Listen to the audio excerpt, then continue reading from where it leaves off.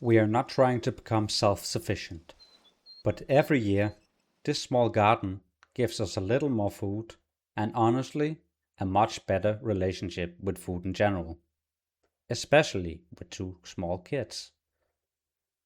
So today I thought I'd show you everything we're growing this year in our small urban garden. What works well, what I'm still experimenting with, and what probably isn't worth the space anymore.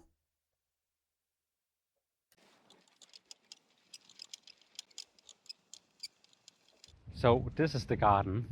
It's not perfect by any means, not one of those perfect gardens you see online, but it makes do for our purposes. We have two small kids and we live in the city, so we don't have a huge plot to deal with.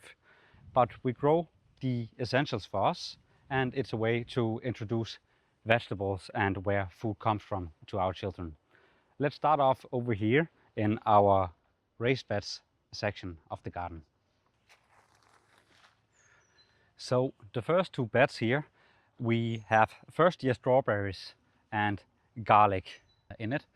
So the strawberries are a big hit for our kids, and honestly most of them just get eaten out here. But it's also nice to be able to pluck them and bring them in for a smoothie or that sort of thing, or putting them in a lunchbox because they're quite expensive berries, which will be a thing you see just all over what we have in the garden here.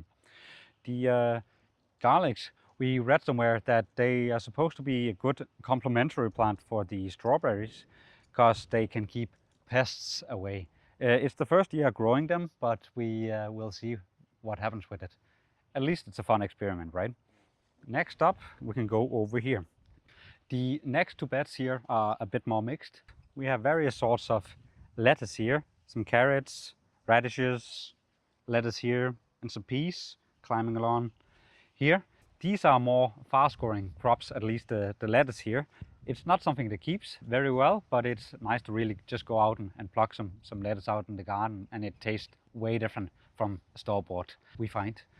And we can put in some new seeds and have continued fresh supplies of lettuce throughout the season. The other parts here aren't really ready. I hope we'll have lettuce crawling up all along this fence here, and this is just something that'll be nice for the kids to go and eat throughout the summer.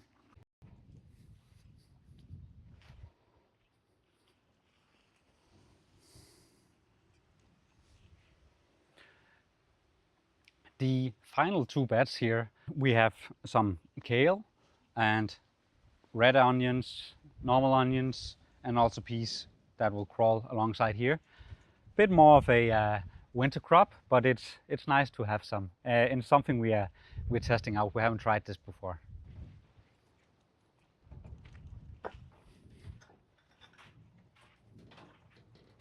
So here we are in the greenhouse. It's a really old greenhouse, but somehow it's still working. On the one side here we have various types of cherry tomatoes, and on the end here we have black tomatoes as well.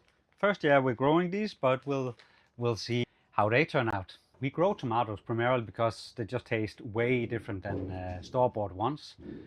You know, they've not been sprayed by all different chemicals, and it's just nice to be able to go out here and pluck them to eat them or to put them in the lunchbox as well. Same goes for the cucumbers we have on the other side here. So we have the cucumbers over here on the other side, separate from the tomatoes, which apparently you're supposed to do. I learned that the hard way the other year, and let's just say the cucumbers didn't turn out so well. You can actually already see we have cucumbers that are beginning to pop up here, and I guess in a few weeks we'll be able to have some cucumbers we can use for our lunch boxes, and we'll just have an infinite supply of cucumbers. So I'm really looking forward to it.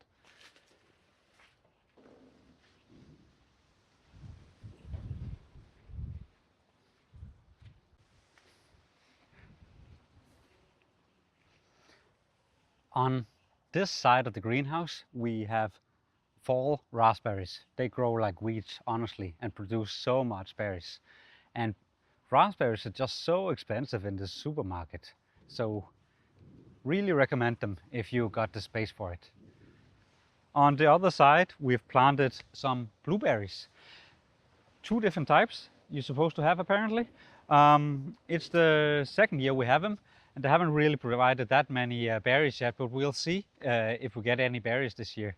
At least it looks like it, but who knows?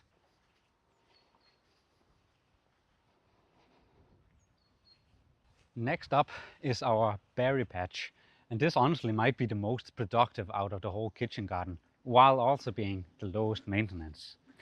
Here we got red currants and black currants on the one side.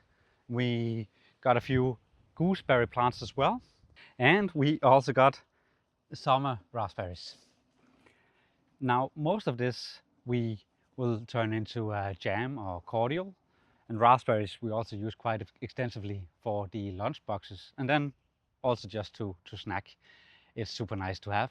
Right next to it we have our second and third year strawberries. I've been considering here maybe shutting down to only 2 years at a time, because I find for the third year strawberries they begin to be a bit too small to my liking. So we might get rid of that moving forward, just that we only have 2 years worth of strawberry plants.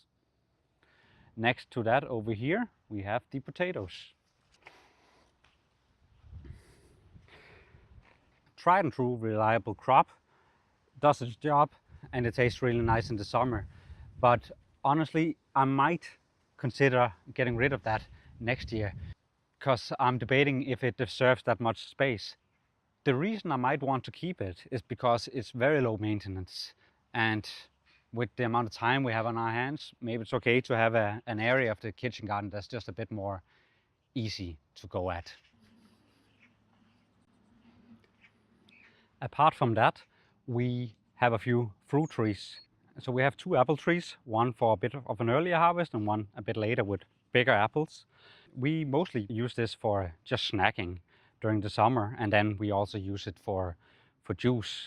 It's become one of these family traditions at this point, where it's just nice to make a bunch of juice, and you freeze some and you can just take it out if you want a nice brunch or something of that nature. We also got a cherry tree and a plum tree. They're both quite young. We planted them a few years ago, and they haven't given that much of a yield yet. The cherries are beginning to come in a bit. We haven't seen any plums as of now, so it's mostly just bird feed at this point, but we hope to see way more berries in the future, of course, that we can use for various things. Finally, over here we have our pear tree, quite small still, and then our grapes, which produce a ton of grapes. I totally forgot to prune it this winter, so we'll see what happens. So there you have it. That was just a small tour of our garden. I think the biggest thing since moving to this house and beginning to take care of the plants is just we've begun to appreciate plants more, and we can also see it with our kids. They just enjoy being out here and going munching in the summer, and they get to learn where food comes from, which I also think is very important. And no, this garden isn't perfect, but I will say though, every year we learn a bit more, we grow a bit more. We are still not at a self-sufficiency state, and I don't think we'll ever be, but what we have here is good enough for me, honestly, and we'll just keep on trying. If you have any questions, feel free to drop a comment down below. Otherwise, like and subscribe, and I'll see you guys next time. Bye.